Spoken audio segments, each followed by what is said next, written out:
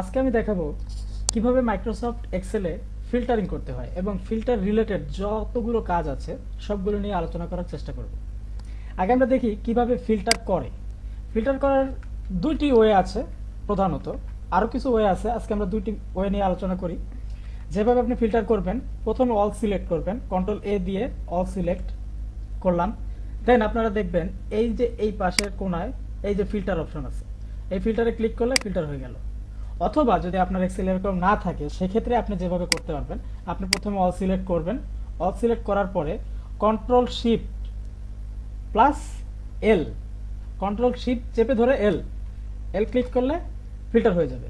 এবার দেখি ফিল্টারে আমরা কিভাবে কাজ করি। সাধারণত ফিল্টারটা কেন করি, এখানে আমরা গতকাল খেলার স্কোর কার্ড নিয়েছি। গতকাল সাউথ আফ্রিকা টিমের যে প্লেয়াররা খেলেছে সেখানে সবচেয়ে বেশি রান করেছে কে, সেটা আমরা ফিল্টারিং এর মাধ্যমে জানতে পারি। এই ফিল্টার এখানে আসব, এখানে ক্লিক করার পরে আমরা দেখতে পারবো সবার লাস্টে আছে 29। এই 29 কে করলো, এটা হচ্ছে সবচেয়ে বড়। এই যে এখন আমরা দেখতে পারতেছি যে উইকেট কিপার ব্যাটসম্যান 29 রান করেছে। এই হচ্ছে ফিল্টারের কাজ। ফিল্টারের কাজ সর্বনিম্ন কে করলো, 0 রানে কতজন আউট হলো, এই দুজন প্লেয়ার 0 রানে আউট হলো।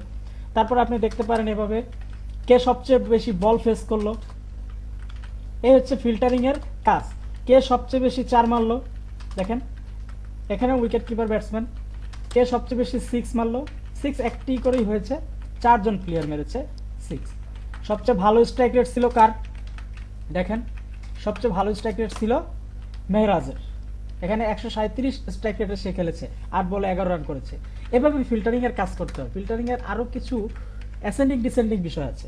আপনি চাইলে এরকম করতে পারেন যে শুরু থেকে শেষ পর্যন্ত বড় থেকে ছোট বা ছোট থেকে বড় এভাবে ফিল্টারিং করতে পারেন। সেক্ষেত্রে আপনি এইখানে ক্লিক করার পরে এই যে এখানে লেখা আছে শর্ট স্মলেস্ট টু লার্জেস্ট, আবার লেখা আছে শর্ট লার্জেস্ট টু স্মলেস্ট।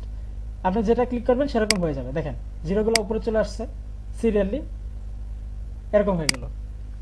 আবার যদি আপনি লার্জেস্ট টু স্মলেস্ট করতে চান তাহলে এটা ক্লিক করবেন। এই হচ্ছে ফিল্টারিং এর কাজ। ফিল্টারিং এর কাজগুলো এভাবে করে।